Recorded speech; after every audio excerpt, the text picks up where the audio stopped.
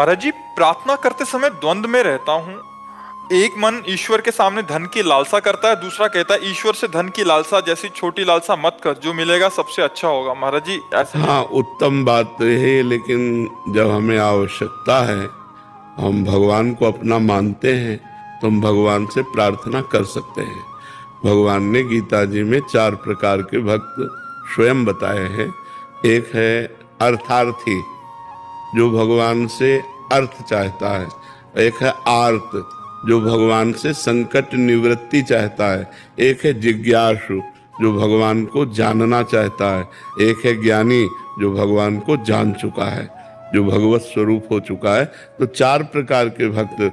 इसमें केवल भगवान से चाहना है। हम प्रयत्न कर रहे हैं, कर्तव्य कर रहे हैं, लेकिन भरोसा भगवान पर है, वो हमें देंगे। ये मांगना कोई दोष नहीं है, क्योंकि भगवान ने स्वीकार किया है।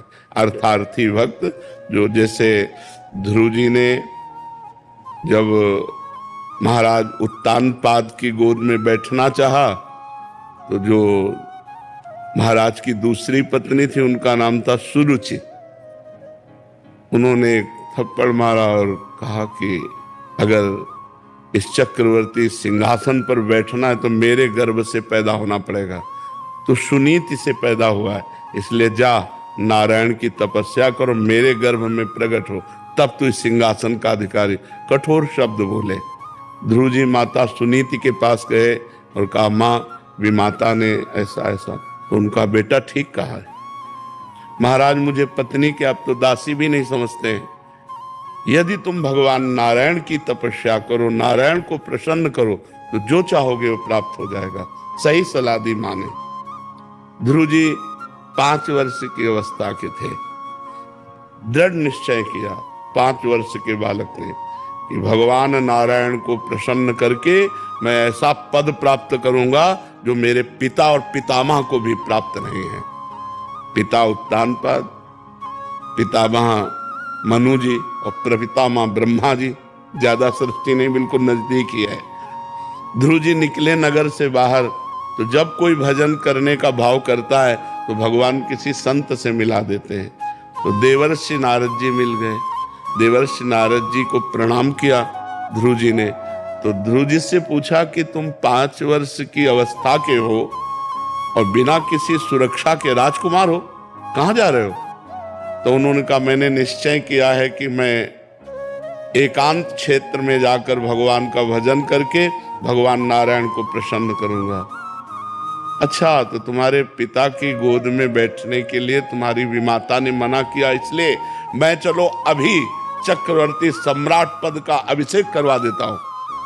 अभी आदेश करूंगा, उत्तानपाद तुम्हारे अभिषेक कर देंगे। ध्रुव जी ने विचार किया, अभी तो भजन किया नहीं। अभी तो भजन करने के लिए कदम बढ़ाया, तो जिनकी गोद में बैठने के लिए हमें झिड़क दिया गया, उस सिंहासन पर अधिकार हमें देवर्षि नारद जी के वचन कौन काट सकता है?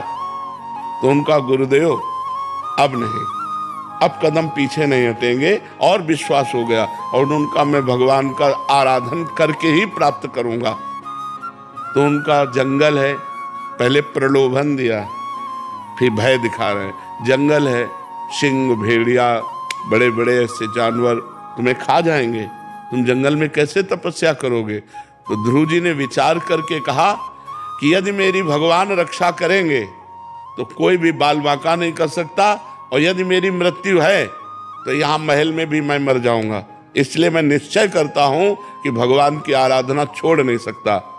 देखा चेला पक्का, तो वहीं गुरु मंत्र दे दिया 12 मंत्र का, और कहा जाओ भगवान तुम पर कृपा करे। तो ये मथुरापुरी में आए, मधुबन मथुरापुरी को कहते हैं, और यहीं आकर यमुना के पावन तट पर 12 मंत्र का अनुष्ठान किया। मथुरा भगवान की नित्य सिद्ध स्थली है, वैसे भी भगवान प्रकट हुए, लेकिन शास्त्रों में मथुरा की बड़ी महिमा वर्णन की गई है। मथुरा नित्य कृष्ण को वास, निस दिन श्याम न छाड़त पास, तास सकल लीला के। 6 महीने में भगवान का दर्शन प्राप्त कर लिया, और वो अटल पदवी प्राप्त की कि आज भी सप्त ऋषि उस परिक्रमा करते हैं उस पद की जहां ध्रुव जी विराजमान है। तो यदि हम धन भी चाहें तो केवल भगवान से चाहें और भजन करें, भगवान की आराधना करें और अपने कर्तव्य का पालन करें, तो वो धन मांगना भी सार्थक हो जाएगा। जो हम कामनाएं करें वो भगवान से करें, पर ऐसे न करें जैसे आजकल लोग करते हैं। अब आपको 500 रुपए का भोग चढ़ा देंगे, आप हमारी एक कामना पूरी, तो तुम नौकर समझे हो क्या भगवान को? तो भगवान तो मालिक है यार, नौकर थोड़ी है। अपने पिता से जैसे मांगा जाता है, अपनी माँ से जैसे मांगा, वहां माँ से पिता से ये बात कहते हैं क्या कि आपको इतना खवा पिला देंगे, आप थोड़ा हमको 1000 रुपया दे दी? अधिकार पूर्वक मांगते हैं, क्योंकि आप हमारे पिता हो, आप हमारे माता हो। ऐसे हम अधिकार पूर्वक भगवान से मांगे, पर भगवान अंदर की बात देखते हैं। यदि अन्य आश्रय है तो फिर भगवान जल्दी नहीं सुन, अनन्य भाव से। पर आराधना जरूरी है। ध्रुव जी ने कैसी आराधना की? एक चुल्लू जल पी करके, फिर पत्ता सूखा खाकर, फिर उसको भी छोड़ दिया, वायु पीकर 6 महीने में भगवान को अपने सामने प्रकट कर लिया। तो हम आराधना, अब पीते हैं शराब, खाते हैं गंदे भोजन, मनमानी आचरण करते हैं, बोले भगवान हमारी कामना पूर्ण हो जाएगी। तपस्या करो, साधना करो, पवित्र आचरण करो, व्रत उपवास करो, तब भगवान की जो हम आराधना करके कामना करेंगे, तब हमारी बात पूरी होगी।